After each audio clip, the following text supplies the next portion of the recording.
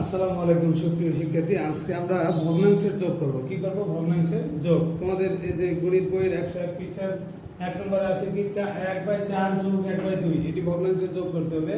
তোমরা জানো ভগ্নাংশের যোগ করতে হলে সর্বপ্রথমে কি করতে হবে? হরগুলোর লসাগু করতে হবে। কি করতে হবে? হরগুলোর লসাগু। তাহলে আমরা অন্য কোথাও হরগুলোর লসাগু করে 4 আর 2 এর লসাগু করব। আমরা 2 তে দিব, 2 তে ভাগ করলে 2 দুগুণে 4, 2 একে 2 আর যায় না, সুতরাং 2 দুগুণে 4, 4 একে 4। তার মানে এই হরগুলোর লসাগু হচ্ছে 4। হরগুলোর লসাগু কত? 4। হরগুলোর লসাগু 4। এখন প্রশ্ন হলো যে এই হরের সাথে লসাগু ভাগ করতে হবে, যেটি উত্তর বাড়ায় সেই উত্তরটা দিয়ে লবক গুণ করতে হবে।